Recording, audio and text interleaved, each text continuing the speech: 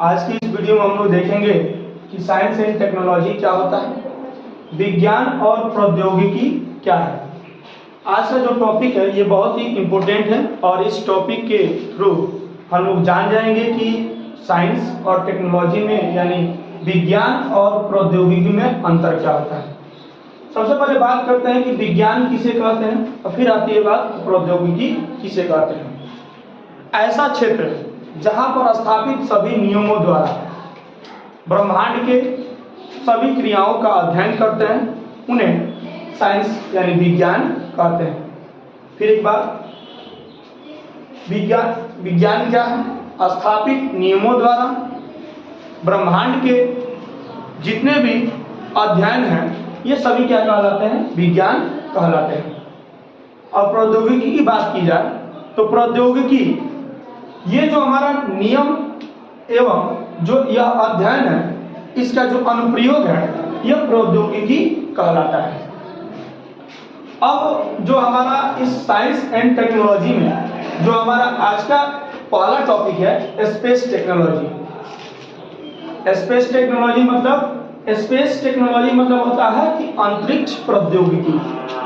अंतरिक्ष प्रौद्योगिकी आज के इस वीडियो में हम लोग सबसे पहले इस टॉपिक के मैपिंग के बारे में जानेंगे कि इस टॉपिक में हम लोग क्या क्या पढ़ने वाले हैं और इसके बाद एक एक टॉपिक को आगे की तरफ देखेंगे और उसके बारे में समझेंगे।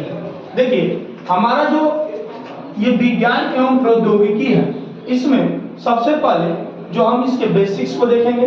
बेसिक्स मतलब इसके सामान्य एवं साधारण रूप को देखेंगे। दूसरा है ऑर्बिट। ऑर्बिट मतलब होता है कि कक्षाएं। अब ये कक्षाएं क्या होती हैं तो आपको थोड़ा सा हम इसके बारे में अध्ययन करा देते हैं, फिर इस टॉपिक पर जब आएंगे तो पूरी तरीके से ये टॉपिक क्लियर हो जाएगी। देखिए, कोई भी स्पेस में कोई भी मान लीजिए कि कोई उपग्रह है, कोई सैटेलाइट है, जिस पथ पर गति करता है, जिस पथ पर रिवॉल्व करता है उस पथ को हम लोग ऑर्बिट्स कहते हैं। और ऑर्बिट्स जो होता है ये बहुत प्रकार के होते हैं। ऑर्बिट्स के बारे में हम इसके बाद जानेंगे, ये जो टॉपिक आएगा तब।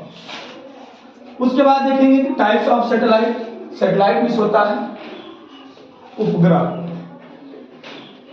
उपग्रह के प्रकार।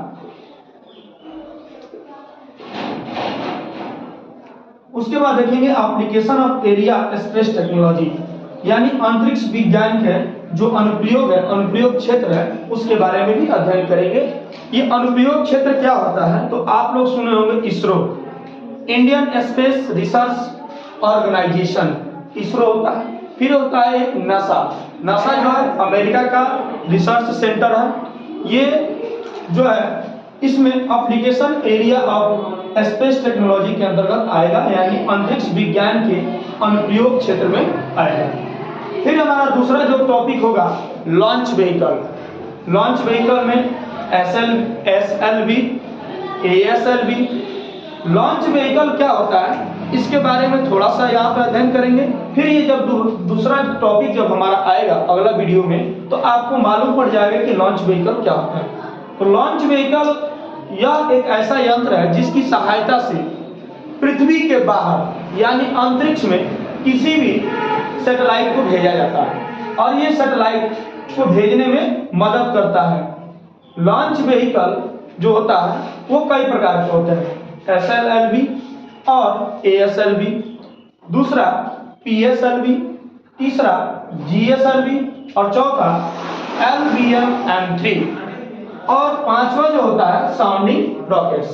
इसके बारे में थोड़ा थोड़ा अध्ययन कर लेंगे और फिर जानेंगे आगे जब ये टॉपिक आएगा तो उसमें आपको क्लियर हो जाएगी कि जितने भी लॉन्च व्हीकल हैं ये लॉन्च व्हीकल क्या होते हैं। SLV का मतलब होता है सैटेलाइट लॉन्च व्हीकल, उपग्रह को भेजने वाला ये व्हीकल है।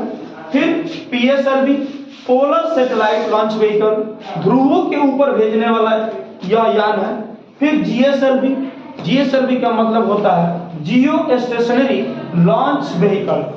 और LVM-3 ये जो अभी हमारा आदित्य L1 जो लॉन्च किया गया है वो LVM-3 के द्वारा, और जो चंद्रयान 3 है ये भी LVM-3 के द्वारा ही लॉन्च किया गया है। ये जितने भी लॉन्च व्हीकल है बहुत ही महत्वपूर्ण है। ये अंतरिक्ष में किसी भी रॉकेट्स को, किसी भी यान को भेजने के लिए इसकी सहायता लेनी पड़ती है। अलग अलग देशों के पास अलग अलग लॉन्च व्हीकल है, लेकिन जो हमारे इंडिया में जो लॉन्च व्हीकल है वो PSLV बहुत ही महत्वपूर्ण है और बहुत ही मजेदार ये चीज इसलिए बनाती है कि क्योंकि इसके पास इतनी क्षमता है कि यह किसी भी चीज को बहुत ही तेजी से, इसके पास इतनी क्षमता है कि यह किसी भी रॉकेट को, किसी भी, जैसे मान लीजिए कि जो मिशन है उसको ऊपर भेजने में यह बहुत ही मदद करती है। ये PSLV मतलब होता है polar satellite launch vehicle.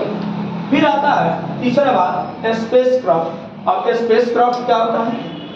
Spacecraft में जैसे कई प्रकार के सैटेलाइट आते हैं। पहला जो है कम्युनिकेशन सैटेलाइट, दूसरा होता है अर्थ ऑब्जर्वेशन सैटेलाइट भी होता है उपग्रह। फिर तीसरा आता है नेविगेशन सैटेलाइट जो काम आता है हमारे देश में, वह किसी भी स्थान को ढूंढने, लोकेशन को बताने के लिए काम करता है नेविगेशन सैटेलाइट। फिर आता है स्पेस ऑब्जर्वेशन रिसर्च सैटेलाइट। यह मतलब कि स्पेस मतलब होता है अंतरिक्ष, ऑब्जर्वेशन मतलब देखभाल, और रिसर्च सैटेलाइट यह अंतरिक्ष में देखभाल कार्य करता है। जैसे में एस्ट्रोसैट जो 2015 में लॉन्च किया गया था। फिर उसके बाद आदित्य L1 2023 में लॉन्च किया गया। यह सूर्य के जो ग्रह है, जो सूर्य ग्रह है, यह सूर्य ग्रह नहीं है, सूर्य एक तारा है, और सूर्य को यह ऑब्जर्वेशन करने के लिए आदित्य L1 मिशन को 2023 में भेजा गया।